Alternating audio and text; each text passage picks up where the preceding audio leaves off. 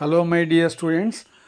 In this video lecture I am explaining about the various aspects in connection with the indirect tax, especially disadvantages of the demerits of the indirect tax. I am already mentioned in the last video lecture. I am also already mentioned the various advantages of the indirect tax. Let us see. We are trying to explain about the various disadvantages of the indirect tax. We are explaining one by one. ಆತ್ಮೀಯ ವಿದ್ಯಾರ್ಥಿಗಳೇ, ನಾವು ಕಳೆದ video ಲೆಕ್ಚರಲ್ಲಿ ಮುಖ್ಯವಾಗಿ ನಿಮಗೆ ಪರೋಕ್ಷ ತೆರಿಗೆಯ ಅನುಕೂಲಗಳೇನು, ಅದರ ಗುಣಗಳೇನು ಎನ್ನುವುದರ ಬಗ್ಗೆ ಚರ್ಚೆ ಮಾಡಿದ್ದೆ. ಪರೋಕ್ಷ ತೆರಿಗೆ ಎಂದರೇನು, ಪರೋಕ್ಷ ತೆರಿಗೆಯ ಗುಣಗಳು ಯಾವುದು, ಏನೆಲ್ಲ ಗುಣಗಳನ್ನು ಅದು ಹೊಂದಿದೆ ಎನ್ನುವುದರ ಬಗ್ಗೆ ಚರ್ಚೆಯನ್ನು ಮಾಡಿದ್ದು. ಇವತ್ತಿನ ತರಗತಿಯಲ್ಲಿ ನಾನು ಮುಖ್ಯವಾಗಿ ನಿಮಗೆ ಪರೋಕ್ಷ ತೆರಿಗೆಯ ಅವಗುಣಗಳ ಬಗ್ಗೆ ನಾನು ನಿಮಗೆ ಹೇಳಲಿಕ್ಕೆ ಇದ್ದೇನೆ. ಏನೆಲ್ಲ ಅವಗುಣಗಳನ್ನು, ದೋಷಗಳನ್ನು ಅದು ಹೊಂದಿದೆ ಎನ್ನುವಂಥ ವಿಷಯದ ಬಗ್ಗೆ ನಿಮಗೆ ಹೇಳಲಿಕ್ಕೆ ಇದ್ದೇನೆ. ಈ ಅವುಗಳನ್ನು ಒನ್ ಬೈ ಒನ್ ನಿಮಗೆ ಪಟ್ಟಿ ಮಾಡಿ ನಿಮಗೆ ಹೇಳಲಿಕ್ಕೆ ಇದ್ದೇನೆ. The first and foremost demerits R the disadvantages of the indirect tax, that is regressive in nature. Regressive in nature is nothing but the rich people they pay less, poor people they pay more. That is regressive in nature. Regressive in nature means who try to purchase more commodity, he pay more tax. A family size is very less, he pay less. He purchase less, he pay less, without consideration of income, without consideration of wealth. The indirect tax is to be imposed. That is one of the important disadvantages of the indirect tax. ಅಂದರೆ ಪರೋಕ್ಷ ತೆರಿಗೆಯಲ್ಲಿರುವಂಥ ಅವಗುಣಗಳ ಬಗ್ಗೆ ನಿಮಗೆ ಪಟ್ಟಿ ಮಾಡ್ತಾ ಹೋದರೆ, ಮೊದಲನೇ ಅವಗುಣ ಅಂತ ಹೇಳಿದರೆ ಪ್ರತಿಗಾಮಿ ತೆರಿಗೆ. ಇದು ಪ್ರತಿಗಾಮಿ ತೆರಿಗೆಯಾಗಿದೆ. ಪ್ರತಿಗಾಮಿ ತೆರಿಗೆ ಅಂದ್ರೇನು? ಶ್ರೀಮಂತರ ಮೇಲೆ ಕಡಿಮೆ ತೆರಿಗೆ, ಬಡವರ ಮೇಲೆ ಹೆಚ್ಚು ತೆರಿಗೆ ಹಾಕುವಂಥ ಪದ್ಧತಿ. ಈ ಪರೋಕ್ಷ ತೆರಿಗೆಯನ್ನು ಹಾಕಿದಾಗ ಯಾರು ಹೆಚ್ಚು ಸರಕನ್ನು ಕೊಂಡುಕೊಳ್ತಾರೆ, ಯಾರು ಹೆಚ್ಚು ಅನುಭೋಗವನ್ನು ಮಾಡ್ತಾರೆ, ಅವರು ಹೆಚ್ಚು ತೆರಿಗೆಯನ್ನು ಕಟ್ಟಬೇಕಾಗತ್ತೆ. ಯಾರು ಕಡಿಮೆ ಅನುಭೋಗವನ್ನು ಮಾಡ್ತಾರೆ, ಅವರು ಕಡಿಮೆ ಸರಕನ್ನು ಕೊಂಡುಕೊಳ್ತಾರೆ, ಕಡಿಮೆ ಅವರು ಆ ತೆರಿಗೆಯನ್ನು ಕೂಡ ಕಟ್ತಾರೆ. ಹಾಗಾಗಿ ಇದನ್ನು ರಿಗ್ರೆಸಿವ್ ಅಥವಾ ಪ್ರತಿಗಾಮಿ ತೆರಿಗೆ ಅಂತ ಇದನ್ನು ಕರೀತಾರೆ. ಅಂದರೆ ಪರೋಕ್ಷ ತೆರಿಗೆಯ ಪ್ರಮುಖವಾದ ಮೊದಲ ಅವಗುಣ ಅಥವಾ ದೋಷ ಏನು ಅಂತ ಹೇಳಿದರೆ, ಇದು ಪ್ರತಿಗಾಮಿ ಆಗಿದೆ. ಪ್ರತಿಗಾಮಿ ತೆರಿಗೆ ಅಂದ್ರೇನು? ಶ್ರೀಮಂತರ ಮೇಲೆ ಕಡಿಮೆ ತೆರಿಗೆ, ಬಡವರ ಮೇಲೆ ಹೆಚ್ಚು ತೆರಿಗೆಯನ್ನು ಹಾಕುವಂಥದ್ದು. ಪರೋಕ್ಷ ತೆರಿಗೆಯನ್ನು ಹಾಕಿದಾಗ ಏನು ಮಾಡ್ತಾರೆ? ಶ್ರೀಮಂತರು ಕಡಿಮೆ ಸರಕನ್ನು ಕೊಂಡುಕೊಳ್ತಾರೆ, ಅವರ ಕುಟುಂಬದ ಗಾತ್ರ ಕಡಿಮೆ ಇರುತ್ತೆ ಬೇರೆ ಬೇರೆ ಕಾರಣದಿಂದಾಗಿ. ಅದೇ ಬಡವರ ಕುಟುಂಬದ ಗಾತ್ರ ಯೂಶ್ವಲಿ ದೊಡ್ಡದಾಗಿರುತ್ತೆ, ಹಾಗಾಗಿ ಅವರು ಹೆಚ್ಚು ಸರಕನ್ನು ಕೊಂಡುಕೊಳ್ತಾರೆ, ಹೆಚ್ಚು ತೆರಿಗೆಯನ್ನು ಕಟ್ಟಬೇಕಾಗತ್ತೆ. ಇದು ಪರೋಕ್ಷ ತೆರಿಗೆಯ ಒಂದು ಅವಗುಣ ಅಂಥೇಳಿ ಅರ್ಥಶಾಸ್ತ್ರಜ್ಞರು ನಮಗೆ ಗುರುತು ಮಾಡಿ ಹೇಳ್ತಾರೆ. The second important demerits of the indirect tax, that is it is against the equality or equitable principle. Equitable principle is one of the important basic principles of taxation. The indirect tax system, it is against the equitable principle. According to the equitable principle, the tax burden is equals to all the people. All the peoples are bear the same burden of tax. That is the equitable principle. On the basis of his ability, he bear the same amount of burden. That is the equitable principle. The equitable principle is not followed under the indirect tax system. That is one of the important disadvantages. ಅಂದರೆ ಪರೋಕ್ಷ ತೆರಿಗೆಯ ಮತ್ತೊಂದು ಪ್ರಮುಖವಾದ ಅವಗುಣ ಏನು ಅಂತ ಹೇಳಿದರೆ, ಮುಖ್ಯವಾಗಿ ಇದು ನ್ಯಾಯಸಮ್ಮತವಾಗಿ ಇಲ್ಲ. ಅಂದರೆ ನ್ಯಾಯಸಮ್ಮತವಾಗಿರಬೇಕು ಅಂತೇಳಿದ್ರೆ ಒಂದು ತೆರಿಗೆಯ ನಿಯಮ. ತೆರಿಗೆ ಯಾವತ್ತೂ ಕೂಡ ನ್ಯಾಯಸಮ್ಮತವಾಗಿರಬೇಕು. ಎಲ್ಲರಿಗೂ ಕೂಡ ತೆರಿಗೆ ಭಾರ ಸಮಾನವಾಗಿ ಬೀಳಬೇಕು. ಅವರವರ ಸಾಮರ್ಥ್ಯಕ್ಕನುಸಾರವಾಗಿ, ಶಕ್ಯಾನುಸಾರವಾಗಿ ಅವರು ತೆರಿಗೆಯನ್ನು ಕಟ್ಟಬೇಕು. ಅದು ನ್ಯಾಯಸಮ್ಮತವಾದ ತೆರಿಗೆ ಅಂತ ಹೇಳ್ತಾರೆ. ಆದರೆ ಪರೋಕ್ಷ ತೆರಿಗೆಯನ್ನು ಹಾಕಿದಾಗ ಅದು ನ್ಯಾಯಸಮ್ಮತವಾಗಿಲ್ಲ. ಯಾಕೆಂದರೆ ಅವು ಯಾರು ಕುಟುಂಬದ ಗಾತ್ರ ಹೆಚ್ಚಾಗಿರುತ್ತೆ, ಅವರು ಹೆಚ್ಚು ವಸ್ತುವನ್ನು ಕೊಂಡುಕೊಳ್ತಾರೆ, ಹೆಚ್ಚು ತೆರಿಗೆನೇ ಕಟ್ತಾರೆ. ಕಡಿಮೆ ಗಾತ್ರವನ್ನು ಹೊಂದಿದ್ದು ಅವ್ರು ಶ್ರೀಮಂತರಾದರೂ ಕೂಡ ಕಡಿಮೆ ತೆರಿಗೆಯನ್ನೇ ಕಟ್ಟಬೇಕಾದಂಥ ಪರಿಸ್ಥಿತಿ ಬರುತ್ತೆ. ಹಾಗಾಗಿ ಇದು ನ್ಯಾಯಸಮ್ಮತವಾಗಿಲ್ಲ ಅಂತ ಇದನ್ನು ಟೀಕಿಸಲಾಗುತ್ತೆ. That is the another important criticisms against the ಅಥವಾ drawbacks against the indirect tax. The third important disadvantages, that is not economical. Indirect tax system is not economical. For the sake of collection of indirect tax, the huge amount of expenses made by the government, according to some economists, it is not economical in nature. The economy is one of the important basic principles of taxation. But the indirect tax system, that is against the economy principle. It is not economical in nature. That is also one of the important disadvantages of the indirect tax system.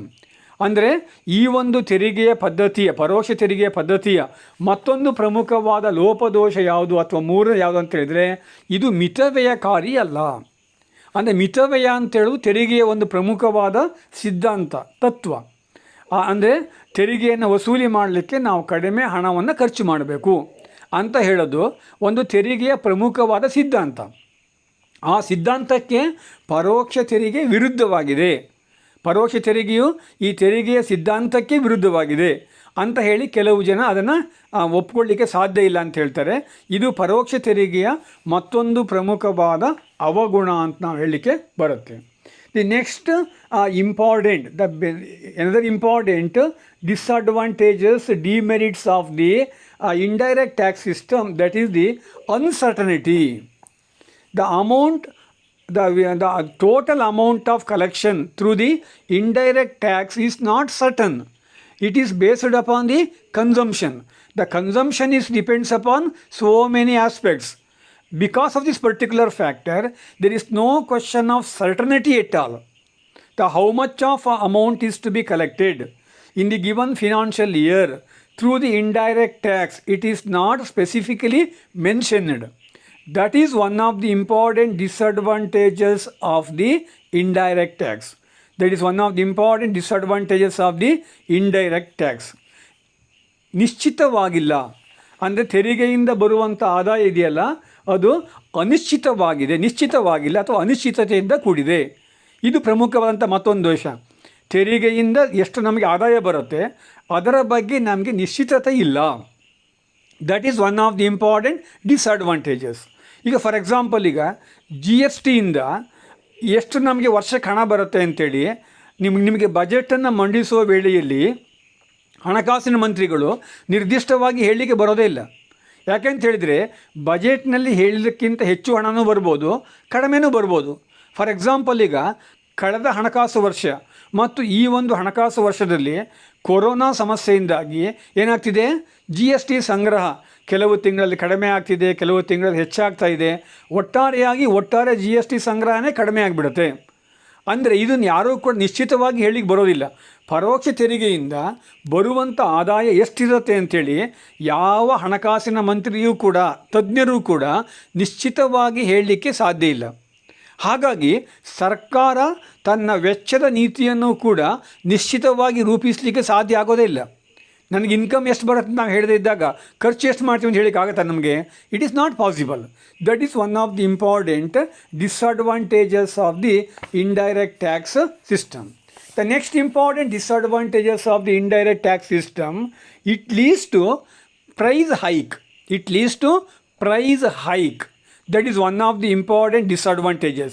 When the government depends upon the indirect tax for the sake of mobilizing the revenue, it leads to price hike in the economy. Price hike hits hard to the poor people and middle class people. Ultimately, the middle class people and the poor peoples are suffering a lot because of the indirect tax. That is one of the important disadvantages.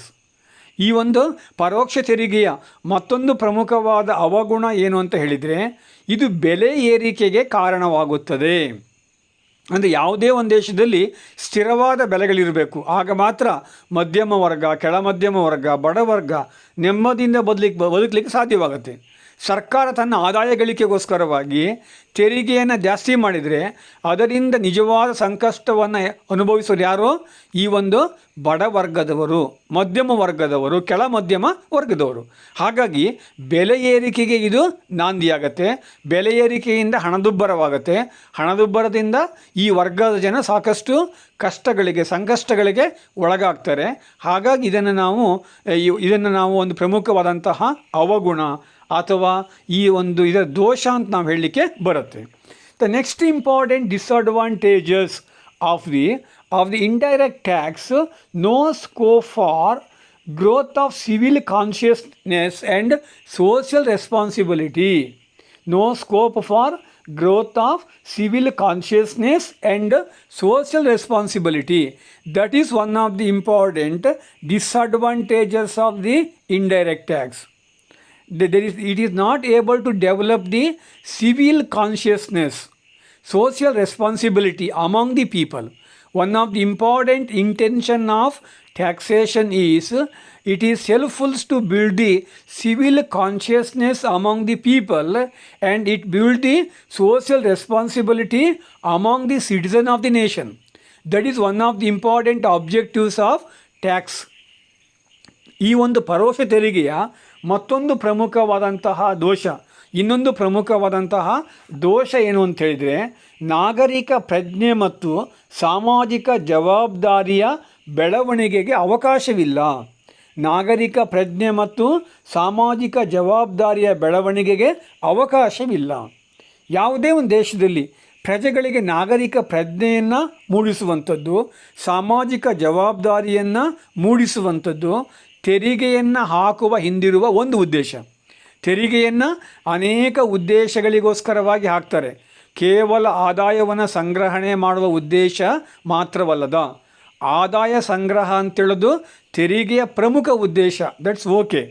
ಆದರೆ ಆದಾಯ ಸಂಗ್ರಹಣೆ ಜೊತೆಗೆ ಇನ್ನೂ ಅನೇಕ ಉದ್ದೇಶಗಳನ್ನು ತೆರಿಗೆಯ ನೀತಿ ಹೊಂದಿರುತ್ತೆ. ಮುಖ್ಯವಾಗಿ ಜನರಲ್ಲಿ ನಾಗರಿಕ ಪ್ರಜ್ಞೆಯನ್ನು ಮೂಡಿಸುವಂಥದ್ದು. ಯಾವುದೇ ಒಂದು ದೇಶ ಆರ್ಥಿಕವಾಗಿ ಅಭಿವೃದ್ಧಿ ಹೊಂದಬೇಕಾದರೆ ಆ ದೇಶದ ಜನರಲ್ಲಿ ನಾಗರಿಕ ಪ್ರಜ್ಞೆ ಇರಬೇಕು. ಜಪಾನ್ ದೇಶ ಇವತ್ತು ಪ್ರಪಂಚದಲ್ಲಿ ಅತ್ಯಂತ ಶ್ರೀಮಂತ ದೇಶ ಯಾಕಾಗಿದೆ ಅಂತೇಳಿದರೆ because of the civil consciousness. ನಮ್ಮ ದೇಶದಲ್ಲಿ ಏನಾಗಿದೆ, ನಮಗೆ ಇದರ ಕೊರತೆ ಇದೆ. ನಾವು ನಮ್ಮ ಮನೆಯ ಕಸವನ್ನು ಪಕ್ಕದ ಮನೆಯ ಕಂಪೌಂಡಿಗೆ ಹಾಕುವಷ್ಟು ನಮಗೆ ಸಾಮಾಜಿಕ ಬೇಜವಾಬ್ದಾರಿತನ ಇದೆ. ರಸ್ತೆಗಳಲ್ಲಿ ಉಗುಳುವಂಥದ್ದು, ರಸ್ತೆಗಳ ಮೇಲೆ ಕಸಗಳನ್ನು ಎಸೆಯುವಂತಹ ಒಂದು ಸಾಮಾಜಿಕ ಬೇಜವಾಬ್ದಾರಿತನ ಇವತ್ತು ಭಾರತ ದೇಶದಲ್ಲಿದೆ. ಹಾಗಾಗಿ ನಾವು ಸರ್ಕಾರ ಎಷ್ಟೇ ನಿಮಗೆ ಸ್ವಚ್ಛ ಭಾರತ್ ಅಂತ ಸ್ಕೀಮ್ ಹಾಕಲಿ, ಏನೇ ಸ್ಕೀಮ್ ಹಾಕಿದರೂ ಕೂಡ ಯಾವ ಯೋಜನೆಗಳು ಕೂಡ ನಮ್ಮಲ್ಲಿ ಜಾರಿಗೆ ಬರ್ತಾ ಇಲ್ಲ. ಗಂಗಾ ನದಿ ಶುದ್ಧೀಕರಣಕ್ಕೋಸ್ಕರವಾಗಿ ಸಾವಿರಾರು ಕೋಟಿ ರೂಪಾಯಿ ಹಣವನ್ನು ಖರ್ಚು ಮಾಡಿದರೂ ಕೂಡ ಯಾಕೆ ಗಂಗಾ ನದಿ ಶುದ್ಧ ಆಗ್ತಾ ಇಲ್ಲ ಅಂತ ಹೇಳಿದರೆ because of lack of civil consciousness. ನಮ್ಮಲ್ಲಿ ನಾಗರಿಕ ಪ್ರಜ್ಞೆ ಎಂಬುದೇ ಇಲ್ಲ. ನನಗೆ ಈಗ ತಕ್ಷಣದಲ್ಲಿ ಸಮಸ್ಯೆಗಳು ಪರಿಹಾರ ಆಗಬೇಕು, ಅಷ್ಟು ಮಾತ್ರ. ಅದರಿಂದ ಬೇರೆಯವರ ಮೇಲೆ ಏನು ಪರಿಣಾಮ ಆಗುತ್ತೆ, ಸಮಾಜದ ಮೇಲೆ ಏನು ಪರಿಣಾಮ ಆಗುತ್ತೆ, ಅದರ ಬಗ್ಗೆ ನಾವು ಯಾರೂ ಕೂಡ ಯೋಚನೆ ಮಾಡೋದಿಲ್ಲ. ತೆರಿಗೆಯನ್ನು ಹಾಕುವ ಹಿಂದೆ ಜನರಲ್ಲಿ ಈ ರೀತಿಯ ನಾಗರಿಕ ಪ್ರಜ್ಞೆಯನ್ನು ಮೂಡಿಸುವಂತಹ ಒಂದು ಉದ್ದೇಶ ಕೂಡ ಇದೆ. ಒಂದು ಸಾರ್ವಜನಿಕ ಜವಾಬ್ದಾರಿಯನ್ನು ಮೂಡಿಸುವಂತಹ ಒಂದು ಉದ್ದೇಶ ಇದೆ. ಹಾಗಾಗಿ ತೆರಿಗೆಯನ್ನು ಹಾಕ್ತಾರೆ. ಆದರೆ ಪರೋಕ್ಷ ತೆರಿಗೆಯನ್ನು ನಾವು ಹಾಕಿದಾಗ ನಾನು ಸರ್ಕಾರಕ್ಕೆ ನಿರ್ದಿಷ್ಟವಾಗಿ ಇಂತಿಷ್ಟು ತೆರಿಗೆಯನ್ನು ಕಟ್ಟಿದ್ದೇನೆ ಎನ್ನುವುದರ ಬಗ್ಗೆ ತೆರಿಗೆದಾರನಿಗೆ ಮಾಹಿತಿ ಇರೋದೇ ಇಲ್ಲ. ತೆರಿಗೆದಾರನಿಗೆ ನಾವು ವಾರ್ಷಿಕವಾಗಿ ನಾವು ಎಷ್ಟು ತೆರಿಗೆಯನ್ನು ಕಟ್ಟಿದ್ದೇನೆ ಎನ್ನುವುದರ ಬಗ್ಗೆ ಮಾಹಿತಿಯೇ ಇಲ್ಲ.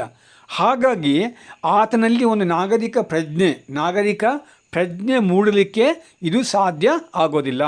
That is one of the important disadvantages of the indirect tax. Totally, we can say that the indirect tax system is one of the important tax system. Most of the economies of the world, including the developed countries, underdeveloped country, they depends upon the indirect tax as a mean of mobilizing the resources for developmental program. ಪರೋಕ್ಷ ತೆರಿಗೆಯಲ್ಲಿ ಈಗೆಲ್ಲ ನಾನು ಹೇಳಿದಂಥ ಅನೇಕ ಲೋಪದೋಷಗಳಿವೆ. ಇದ್ದಾಗ್ಯೂ ಕೂಡ ಪ್ರಪಂಚದ ಎಲ್ಲ ದೇಶಗಳೂ ಕೂಡ, ಶ್ರೀಮಂತ ದೇಶಗಳು, ಬಡ ದೇಶಗಳು, ಅಭಿವೃದ್ಧಿ ಹೊಂದುತ್ತಿರುವ ದೇಶಗಳು, ಈ ದೇಶಗಳಲ್ಲಿ ಇವತ್ತು ಪರೋಕ್ಷ ತೆರಿಗೆಯ ಮೂಲಕ ದೊಡ್ಡ ಪ್ರಮಾಣದಲ್ಲಿ ಆದಾಯವನ್ನು ಸಂಗ್ರಹಿಸುವಂಥ ಗುರಿಯನ್ನು ಹೊಂದಿದ್ದಾರೆ. ಅಭಿವೃದ್ಧಿ ಕಾರ್ಯಗಳಿಗೆ ಬೇಕಾದ ಸಂಪನ್ಮೂಲವನ್ನು ಪರೋಕ್ಷ ತೆರಿಗೆಯ ಮೂಲಕ ಸಂಗ್ರಹಿಸ್ತಾ ಇದ್ದಾರೆ. That is the indirect taxation system. After the examine the direct and indirect tax, at the end we can conclude that which type of taxation is suitable for a nation. That is the question in front of a students. At the end we can say that the direct tax and indirect tax are two important type of taxation system. For the sake of fetch the revenue, to mobilize the revenue, a government authority must be mix the direct tax and indirect tax in their taxation policy. Without mixing the direct tax and indirect tax, government is not able to mobilizing the optimum amount of resources to the taxation. For this purpose, the mixture of direct and indirect tax that is suitable for a good taxation policy in a country. Even developed country like that America, England, Japan, Germany, they depends upon some amount of money is to be collected in form of direct tax and some amount of resources mobilized through the indirect tax. In India also, India is one of the emerged economy. India also, in the recent year, we depends upon both direct and indirect tax. Now, the direct tax slab or the direct tax payer, it is gradually increases. Indirect tax and direct tax are the two important ways of mobilizing the resources. ಇಲ್ಲಿ ಯಾವುದೇ ಒಂದು ದೇಶ, ಈಗ ನಾವು ಪ್ರತ್ಯಕ್ಷ ತೆರಿಗೆ ಅಂದ್ರೇನು, ಪರೋಕ್ಷ ತೆರಿಗೆ ಅಂದ್ರೇನು, ಅದರ ಗುಣ ಅವಗುಣಗಳನ್ನು ನಾವೇ ಚರ್ಚೆ ಮಾಡಿದ್ವಿ. ಅಂತಿಮವಾಗಿ ನಾವೇನು ಹೇಳ್ಬೋದು ಅಂತ ಹೇಳಿದರೆ, ಪ್ರತ್ಯಕ್ಷ ತೆರಿಗೆ ಮತ್ತು ಪರೋಕ್ಷ ತೆರಿಗೆಯಲ್ಲಿ ಸಾಕಷ್ಟು ಒಳ್ಳೆಯದು ಇದೆ, ಕೆಟ್ಟದ್ದು ಇದೆ. ಆ ಒಳ್ಳೆಯದನ್ನು ನಾವು ಹೆಚ್ಚು ಪಡ್ಕೋಬೇಕು, ಕೆಟ್ಟದನ್ನು ಬಿಡಬೇಕು. ಅದಕ್ಕೋಸ್ಕರವಾಗಿ ಶ್ರೀಮಂತ ದೇಶ ಇರ್ಬೋದು, ಬಡ ದೇಶ ಇರ್ಬೋದು, ಅಥವಾ ಅಭಿವೃದ್ಧಿ ಹೊಂದುತ್ತಿರುವ ದೇಶ ಇರ್ಬೋದು, ಎಲ್ಲ ದೇಶಗಳೂ ಕೂಡ ತನಗೆ ಬೇಕಾದ ಆದಾಯವನ್ನು ಸಂಗ್ರಹ ಮಾಡಲಿಕ್ಕೆ ಪ್ರತ್ಯಕ್ಷ ತೆರಿಗೆಯನ್ನು ಮತ್ತು ಪರೋಕ್ಷ ತೆರಿಗೆ ಎನ್ನುವಂತಹ ಎರಡು ಪ್ರಮುಖವಾದ ಅಂಶಗಳನ್ನು ಅವು ಹೊಂದಿರ್ತವೆ. ಎರಡನ್ನೂ ಕೂಡ ಅಲ್ಲಿ ಮಿಶ್ರಣ ಮಾಡ್ತವೆ. ಪ್ರತ್ಯಕ್ಷ ತೆರಿಗೆ ಮತ್ತು ಪರೋಕ್ಷ ತೆರಿಗೆಯ ಮಿಶ್ರಣದಿಂದಾಗಿ ತನಗೆ ಬೇಕಾದಂಥ ದೊಡ್ಡ ಪ್ರಮಾಣದ ಆದಾಯವನ್ನು ಗಳಿಸ್ಕೊಳ್ಳಿಕ್ಕೆ ಸಾಧ್ಯತೆ ಇದೆ. ಹಾಗಾಗಿ ಅಮೇರಿಕದಂಥ ದೇಶ ಇರ್ಬೋದು, ಭಾರತದಂತಹ ಅಭಿವೃದ್ಧಿಶೀಲ ದೇಶ ಇರ್ಬೋದು, ಎಲ್ಲ ದೇಶಗಳಲ್ಲೂ ಕೂಡ ನಾವು ಪ್ರತ್ಯಕ್ಷ ತೆರಿಗೆ ಮತ್ತು ಪರೋಕ್ಷ ತೆರಿಗೆ ಎರಡನ್ನೂ ಕೂಡ ನಾವು ಸೂಕ್ತ ಸಂದರ್ಭಗಳಲ್ಲಿ ಸೂಕ್ತ ಪ್ರಮಾಣದಲ್ಲಿ ನಾವು ಬಳಸ್ತಾ ಇದ್ದೇವೆ. ಈ ಒಂದು ನಿಟ್ಟಿನಲ್ಲಿ ಇಂಗ್ಲೆಂಡಿನ ಹಿಂದಿನ ಅಥವಾ ಈ ಹಿಂದೆ ಇಂಗ್ಲೆಂಡಿನ ಪ್ರಧಾನಮಂತ್ರಿ ಆಗಿದ್ದಂತಹ ಗ್ಲಾಲ್ಸ್ಟನ್ ಅವರು ಹೇಳಿದಂಥ ಒಂದು ಮಾತು ಬಹಳ ಅರ್ಥಪೂರ್ಣವಾಗಿದೆ. ಇಂಗ್ಲೆಂಡಿನ ಹಿಂದೆ ಪ್ರಧಾನಮಂತ್ರಿ ಆಗಿದ್ದಂಥ ಗ್ಲಾಲ್ಸ್ಟನ್ ಒಂದು ಮಾತನ್ನು ಹೇಳ್ತಾರೆ, ಅದು ತುಂಬ ಅರ್ಥಪೂರ್ಣವಾಗಿದೆ. ಆ ಮಾತೇನು ಅಂತ ಹೇಳಿದರೆ, ಪ್ರತ್ಯಕ್ಷ ಮತ್ತು ಅಪ್ರತ್ಯಕ್ಷ ತೆರಿಗೆಗಳು, ಪ್ರತ್ಯಕ್ಷ ಮತ್ತು ಪರೋಕ್ಷ ತೆರಿಗೆಗಳು ರೂಪವತಿಯಾದ ಇಬ್ಬರು ಸಹೋದರಿಯರಿದ್ದಂತೆ. ಪ್ರತ್ಯಕ್ಷ ಮತ್ತು ಪರೋಕ್ಷ ತೆರಿಗೆಗಳು ರೂಪವತಿಯಾದ ಇಬ್ಬರು ಸಹೋದರಿಯರಿದ್ದಂತೆ. ಇವರಲ್ಲಿ ಯಾರನ್ನು ಆಯ್ಕೆ ಎಂದು ನಿರ್ಧರಿಸುವುದು ಕಷ್ಟವಾಗುತ್ತದೆ. ಗ್ಲಾಸ್ಟನ್ದವರ ಪ್ರಕಾರ ನಾವು ಪ್ರತ್ಯಕ್ಷ ತೆರಿಗೆಯನ್ನು ಹಾಕಬೇಕೆ, ಪರೋಕ್ಷ ತೆರಿಗೆಯನ್ನು ಹಾಕಬೇಕಂತ ಹೇಳೋದು, ಇಬ್ಬರು ಸುಂದರಿಯರಿದ್ದಾಗ ಅವರಲ್ಲಿ ಯಾರನ್ನು ಆಯ್ಕೆ ಮಾಡ್ಕೋಬೇಕು. ಇಬ್ಬರು ಸಹೋದರರು ಇರ್ತಾರೆ, ಅವರು ತುಂಬ ಸುಂದರಿಯರಿರ್ತಾರೆ, ಆ ಸಹೋದರಿಯರಲ್ಲಿ ಯಾರನ್ನು ಆಯ್ಕೆ ಮಾಡ್ಕೋಬೇಕು ಎನ್ನುವಂಥ ಪ್ರಶ್ನೆ ಹೇಗೆ ಉದ್ಭವಿಸುತ್ತೋ ಅದೇ ರೀತಿಯಲ್ಲಿ ಪ್ರತ್ಯಕ್ಷ ತೆರಿಗೆ ಮತ್ತು ಪರೋಕ್ಷ ತೆರಿಗೆ ಇಬ್ಬರು ಸುಂದರಿಯರಿದ್ದಾಗೆ ಆ ಸುಂದರಿಯರಲ್ಲಿ ಯಾರನ್ನು ಆಯ್ಕೆ ಮಾಡಿಕೊಳ್ಳಬೇಕು ಎಂಬುದನ್ನು ಆಯ್ಕೆ ಮಾಡಿದಷ್ಟೇ ಚಾಣಕ್ಯತನದಿಂದ ಈ ಪ್ರತ್ಯಕ್ಷ ತೆರಿಗೆ ಮತ್ತು ಪರೋಕ್ಷ ತೆರಿಗೆಯನ್ನು ನಾವು ಆಯ್ಕೆ ಮಾಡಿಕೊಳ್ಳಬೇಕು ಎನ್ನುವಂತಹ ಅರ್ಥಪೂರ್ಣವಾದಂತಹ ಮತ್ತು ಹೆಚ್ಚು ವ್ಯಾಲ್ಯೂಬಲ್ ಆಗಿರುವಂತಹ ಒಂದು ಸ್ಟೇಟ್ಮೆಂಟನ್ನು ಗ್ಲಾಸ್ಟನ್ರವರು ನೀಡಿದ್ದಾರೆ. ಹಾಗಾಗಿ ಸರ್ಕಾರಗಳು ತೆರಿಗೆಯನ್ನು ಹಾಕಬೇಕಾದ ಸಂದರ್ಭ ಬಂದಾಗ, ಸರ್ಕಾರಗಳು ತೆರಿಗೆಯನ್ನು ವಿಧಿಸಬೇಕಾದ ಸಂದರ್ಭ ಬಂದಾಗ ಗ್ಲಾಸ್ಟನ್ ಹೇಳಿದಂತಹ ಈ ಮಾತನ್ನು ಯಾವತ್ತೂ ಕೂಡ ಮೈ ಮರೆಯುವಾಗೆ ಇಲ್ಲ. ಪ್ರತ್ಯಕ್ಷ ತೆರಿಗೆ ಮತ್ತು ಪರೋಕ್ಷ ತೆರಿಗೆ ಇವುಗಳಿಗೆ ಸಮಾನವಾದಂಥ ಮಹತ್ವವನ್ನು each and every government they given equal importance to the direct and indirect tax. ಅಂದರೆ ಪ್ರತ್ಯಕ್ಷ ತೆರಿಗೆ, ಪರೋಕ್ಷ ತೆರಿಗೆ ಇವೆರಡಕ್ಕೂ ಕೂಡ ಸಮಾನವಾದ ಮಹತ್ವವನ್ನು ನೀಡಿದಾಗ ಮಾತ್ರ ತೆರಿಗೆಯ ನೀತಿ ಅರ್ಥಪೂರ್ಣವಾಗಿರುತ್ತದೆ. That is about the concept of direct and indirect tax. Thank you. Hello my dear students, in this class we are discussing about one more